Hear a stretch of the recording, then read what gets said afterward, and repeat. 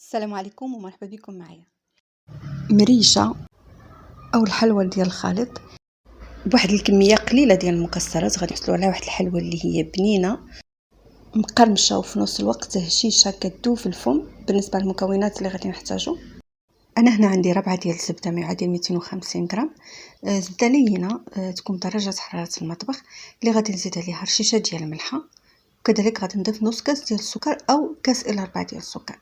انا زديت هنا نص كاس ديال السكر. فغادي نخلط مزيان السكر مع الزبده حتى كيندمجوا وكيذوب لنا السكر. بالنسبه للسكر حبيبات كيخلي الحلوى تجي مقرمشه، فاللي كيبغي الحلوى تجي رطبه بزاف عوض سكر سنيده بسكر كلاصي. ومن بعد كنضيف كاس ديال الزيت ونخدم العناصر جيدا. كنخلط مزيان الزيت مع الزبده حتى كنحصلوا على هذا الخليط كريمي بهذا القوام هذا. في هذه المرحله غادي نسم بنص ملعقه صغيره ديال القرفه، كتعطي واحد المذاق رائع لهاد الحلوى. وكذلك غادي نزيد الساشي من السم بالصهر، ويمكننا نعوضوه ب3 معالق ديال الماء.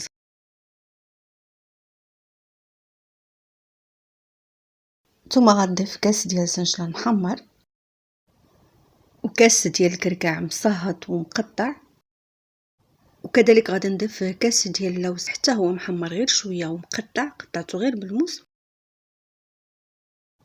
وغادي نزيد كاس ديال الزبيب بعد ما غسلته وخليته حتى نشف، حتى هو قطعته بالموس. فغادي نخلط هاد المكونات مزيان.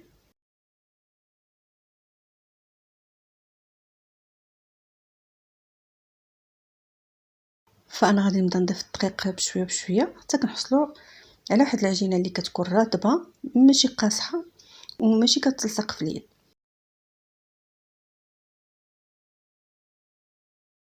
وغادي نزيد 12 غرام د الخميره الحلوى. الساشي الاول فيه 8 غرام، الساشي الثاني غادي ناخذ منه غير 4 غرام.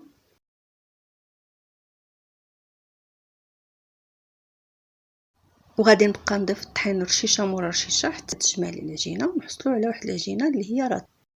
منين نكوروها في يدنا ما تكون كتشقق. فهذا هو القوام اللي حصلت عليه، العجينه اللي هي رطبه كورتها في يدي، العجينه ما كتشققش في نفس الوقت ما كتلصقش في اليد وماشي قاصحه. ودابا غادي ندوز نشكلها. خديت واحد الكميه ديال العجينه وحطيتها على الكاغيط وكنطلق السمك ديالها ما كنرقخوش، كنخليه غليظ. انا غادي نطبعها بهذا الكاس. هذا الكاس اللي الحجم ديالو صغيور كندوزو في الطحين وكنبدا نطبع. غادي نشكلها مدوره، ويمكننا نكوروا العجينه ونسدوها في الصينيه ونطبعوها بالمرشم. كاين بزاف ديال الاشكال، ولا نقشوها بالمنقش كيف ما كنا كنصاوبوها زمان. وهاد العجينه اللي كتبقى كنحطها على بعضها ونزيد عليها عجينه الاخرى ونعاود نطلقها. انا فضلت نصاوبها غير بهذا الشكل هذا، غير مدوره. هاد الحلوى ديال التقاوت سهله وسريعه وكتوجد في رمشه عين، ما كتاخذ بزاف ديال الوقت وكتكون عاربه بالقوام، كتجي بنينه. انا في هاد الاثناء عندي الفران كيسخن، غير بديت كنشكلها بديت الفران يسخن حيت داغيه. غادي نساليها عاوتاني كنطلق العجينه وغادي نطبعها. ندوزو الطحين على المدلك، واما كنحطو فوق منها الورق ديال الطبخ. فغادي نستمر كنطلق العجينه ونطبعها حتى كنكمل الكميه كلها.